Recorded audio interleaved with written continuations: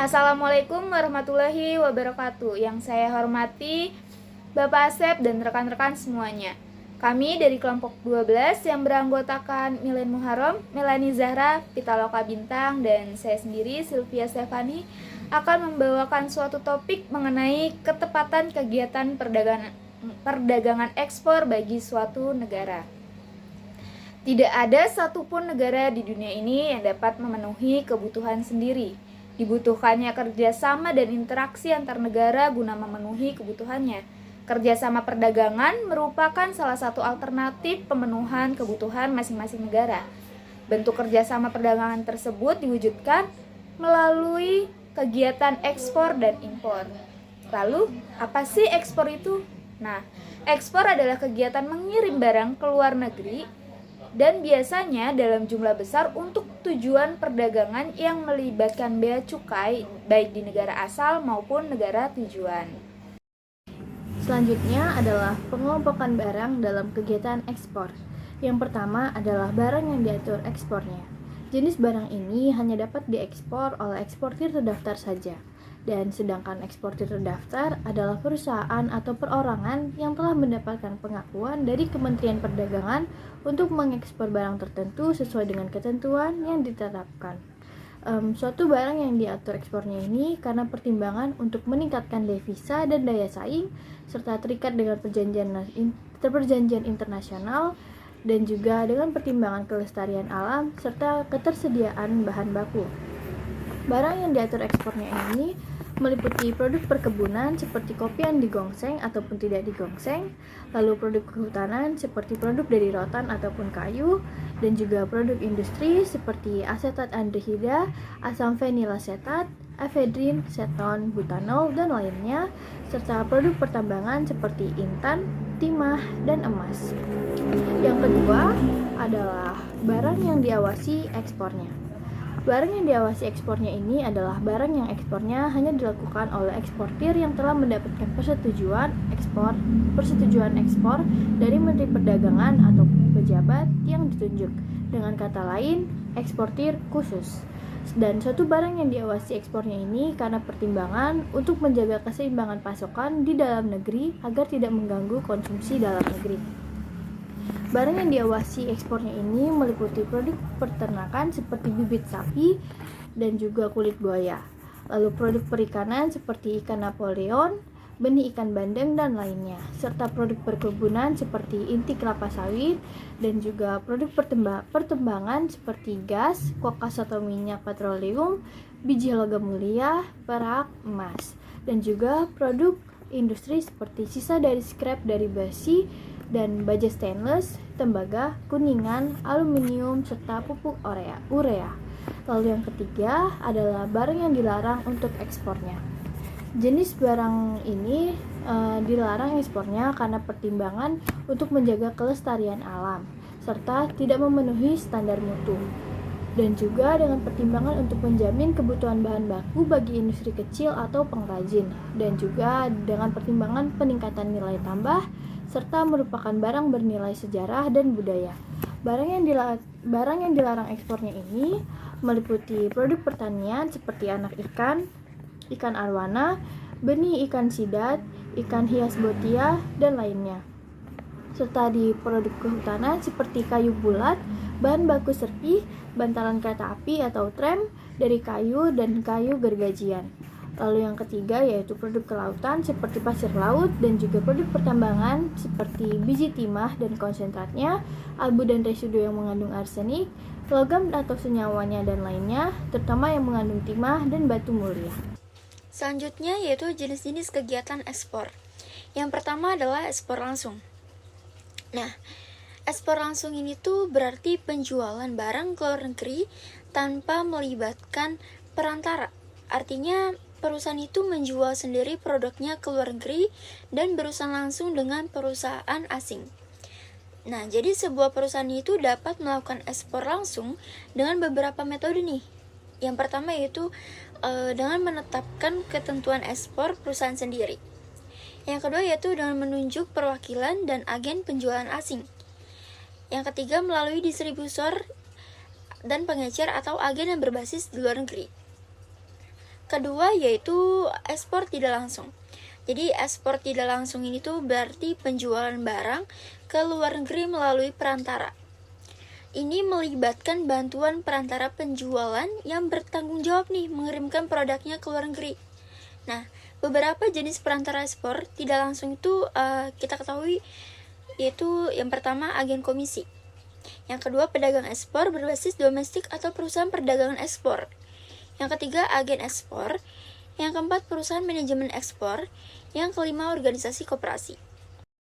Selanjutnya ada definisi dari eksportir. Jadi eksportir itu adalah orang atau badan yang melakukan ekspor atau yang biasa disebut eksporter. Otoritas jasa keuangan eksportir adalah orang yang menjual barang-barangnya ke luar negeri, biasanya itu perusahaan maupun ke instansi tertentu. Eksportir akan menjual barangnya kepada negara lain yang membutuhkan dengan tujuan keuntungan bisnis. Nah, eksportir itu berperan untuk menyiapkan dan mengirimkan barang sesuai permintaan dari importir. Terkait aturannya, kegiatan ekspor di Indonesia diatur dalam Peraturan Menteri Perdagangan Republik Indonesia Nomor 19 Tahun 2021 tentang kebijakan dan pengaturan ekspor. Selanjutnya yaitu jenis-jenis eksportir. Yang pertama yaitu eksportir produsen. Eksportir produsen ini adalah eksportir yang menawarkan barang hasil produksinya sendiri. Nah, eksportir ini memiliki dua pilihan dalam menjual barang, yaitu menjual barang dengan merek sendiri atau tanpa merek. Nah, syarat menjadi eksportir produsen ini tuh yang pertama memperoleh legalitasnya dengan mengisi formulir isian yang disediakan oleh Dinas Perindustrian dan Perdagangan di pemerintah daerah, kabupaten atau kota, atau provinsi dan instansi teknis yang terkait. Yang kedua, memiliki izin usaha industri. Yang ketiga, memiliki NPWP. Dan keempat, memberikan laporan realisasi ekspor kepada Dinas Perindak atau instansi dan pejabat yang ditunjuk. Nah, dia disahkan oleh Bank Devisa dan melampirkan surat pernyataan seperti tidak terlibat tunggakan pajak, tidak terlibat tunggakan perbankan, tidak terlibat masalah kepabeanan. Nah, yang kedua yaitu eksportir non-produsen.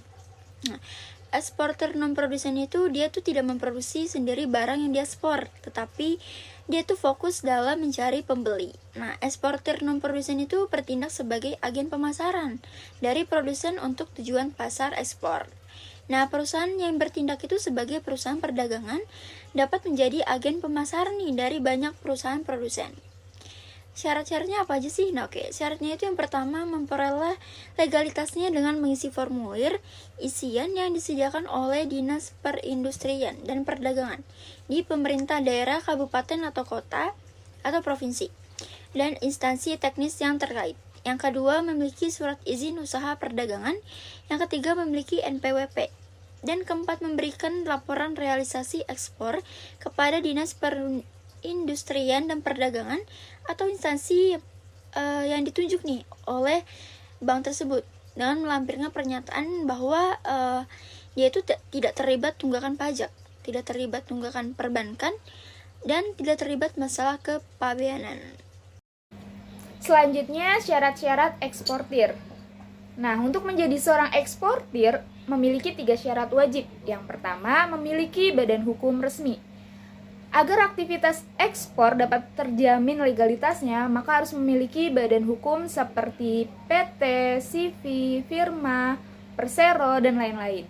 Yang kedua, memiliki NPWP, nomor pokok wajib pajak. Jika hendak menjadi seorang eksportir, maka jangan lupa untuk membuat NPWP. Hal ini sangat wajib agar seluruh kegiatan ekspor akan selalu berurusan dengan perpajakan. Yang ketiga, tentunya harus memiliki surat perizinan. Nah, memiliki surat perizinan yang dikeluarkan oleh lembaga terkait bergerak di bidang industri, maka harus memiliki SII, surat izin industri yang dikeluarkan oleh Dinas Perindustrian. Apabila kegiatan ekspornya bergerak di bidang perdagangan, maka harus memiliki SIUP, surat izin usaha perdagangan. SIUP ini dikeluarkan oleh Dinas Perdagangan. Selanjutnya yaitu peran eksportir. Pihak yang melakukan eksportir berperan dan memiliki tanggung jawab untuk berkomunikasi langsung dan melakukan negosiasi terhadap perusahaan atau organisasi asing. Selain itu, eksportir juga bertanggung jawab untuk menjaga kondisi dan kualitas barang yang akan diekspor hingga sampai ke tangan pembeli. Setelah itu, eksportir juga menjual suatu produk kepada perusahaan ataupun organisasi asing. Selain itu, eksportir juga berperan untuk memperkenalkan produk ke dalam negeri kepada perusahaan asing atau pasar internasional. Dan terakhir, eksportir juga berperan untuk menjalin kerjasama dengan pelanggan baru dari berbagai negara asing. Alasan negara menilai tepatnya kegiatan ekspor. Yang pertama itu ada untuk meningkatkan devisa. Ketika suatu negara melakukan kegiatan ekspor, maka cadangan devisa negara akan meningkat karena negara menerima pasokan dalam bentuk valuta asing. Kegiatan ekspor ini berdampak pada peningkatan kondisi perekonomian negara. Banyaknya kegiatan ekspor ini membuka peluang untuk meningkatkan devisa negara dan juga meningkatkan kesempatan untuk memperluas pasar baru di luar negeri, bahkan hingga menumbuhkan investasi dari luar negeri. Jadi secara sederhana, devisa adalah semua barang yang dapat digunakan sebagai alat transaksi pembayaran antar negara dan diakui oleh dunia internasional. Dalam pengertian lain, devisa adalah alat pembayaran antar negara yang dapat diterima oleh dunia internasional. Jika devisa suatu negara selalu bertambah, kegiatan ekonomi di negara tersebut artinya berkembang. Manfaat devisa membantu pembayaran utang luar negeri, membiayai berbagai kegiatan termasuk perdagangan yang ada di luar negeri, membayar biaya dinas para pejabat ke luar negeri, mengakomodasi atlet yang hendak bertanding di luar negeri. Selanjutnya yaitu membuat harga produk terkendali. Manfaat dengan melakukannya kegiatan ekspor bagi suatu negara adalah untuk menangani kelebihan kapasitas pada produk di suatu negara itu dan juga sekaligus untuk mengendalikan harga produknya. Hal ini disebabkan pada saat produk mudah diproduksi dan kapasitas yang melimpah, harga produk di dalam negeri akan menjadi lebih murah. Dan untuk menangani hal ini, maka diperlukannya adanya kegiatan ekspor ke negara yang lebih membutuhkan agar harga produk tetap dapat terkendali. Nah, reason selanjutnya adalah memperbaiki ekonomi negara. Kegiatan ekspor juga tentu saja dapat membantu negara dalam memperbaiki ekonominya. Hal ini dikarenakan kegiatan ekspor dapat membuka peluang bagi para pengusaha golongan manapun untuk mengembangkan bisnis mereka ke rancah mancanegara, yang secara tidak langsung akan berdampak pada peningkatan ekonomi negara. Terus bagaimana negara dapat merasakan dampak langsung dari eksportir ini? Nah, setiap negara pasti memiliki peraturan perpajakan yang berlaku, termasuk bagi para eksportir. Semakin banyak pelaku ekspor di suatu negara, maka semakin banyak pajak yang diterima oleh negara. Hal tersebut memberikan dampak positif bagi perbaikan kondisi ekonomi negara. Selanjutnya yaitu jenis-jenis eksportir. Yang pertama yaitu eksportir produsen. Eksportir produsen ini adalah eksportir yang menawarkan barang hasil produksinya sendiri. Nah, eksportir ini memiliki dua pilihan dalam menjual barang, yaitu menjual barang dengan merek sendiri atau tanpa merek. Nah, syarat menjadi eksportir produsen ini tuh yang pertama memperoleh legalitasnya dengan mengisi formulir isian yang disediakan oleh Dinas Perindustrian dan Perdagangan di pemerintah daerah, kabupaten atau kota, atau provinsi dan instansi teknis yang terkait. Yang kedua, memiliki izin usaha industri. Yang ketiga, memiliki NPWP.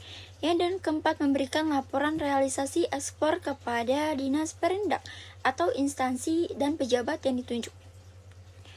Nah, dia disahkan oleh Bank Devisa dan melampirkan surat pernyataan seperti tidak terlibat tunggakan pajak, tidak terlibat tunggakan perbankan, tidak terlibat masalah kepabeanan. Nah, yang kedua yaitu eksportir non-produsen. Nah, eksportir non-produsen itu dia tuh tidak memproduksi sendiri barang yang diekspor, tetapi dia tuh fokus dalam mencari pembeli. Nah, eksportir non-produsen itu bertindak sebagai agen pemasaran dari produsen untuk tujuan pasar ekspor. Nah, perusahaan yang bertindak itu sebagai perusahaan perdagangan dapat menjadi agen pemasaran nih dari banyak perusahaan produsen. Syarat-syaratnya apa aja sih? Nah, oke, syaratnya itu yang pertama memperoleh legalitasnya dengan mengisi formulir isian yang disediakan oleh Dinas Perindustrian dan Perdagangan di pemerintah daerah, kabupaten atau kota atau provinsi dan instansi teknis yang terkait. Yang kedua, memiliki surat izin usaha perdagangan. Yang ketiga, memiliki NPWP. Dan keempat, memberikan laporan realisasi ekspor kepada Dinas Perindustrian dan Perdagangan atau instansi yang ditunjuk nih oleh bank tersebut, dengan melampirkan pernyataan bahwa dia itu tidak terlibat tunggakan pajak, tidak terlibat tunggakan perbankan, dan tidak terlibat masalah kepabeanan. Akhirnya kita telah sampai di penghujung presentasi. Terdapat beberapa poin penting yang telah dibahas, seperti tepatnya kegiatan ekspor bagi suatu negara, yaitu meningkatkan devisa negara, membuat harga produk terkendali, memperbaiki ekonomi negara, serta mempererat hubungan kerjasama bilateral antar negara. Sekian presentasi kelompok 12. Jika ada kurangnya kami mohon maaf yang sebesar-besarnya. Semoga apa yang kami sampaikan berguna untuk diri sendiri dan banyak orang khususnya. Menggoreng ikan dicampur bakmi. Digoreng terpisah, jangan sekaligus. Cukup sekian presentasi kami. Semoga mendapat nilai yang bagus. Kami ucapkan terima kasih. Wassalamualaikum warahmatullahi wabarakatuh.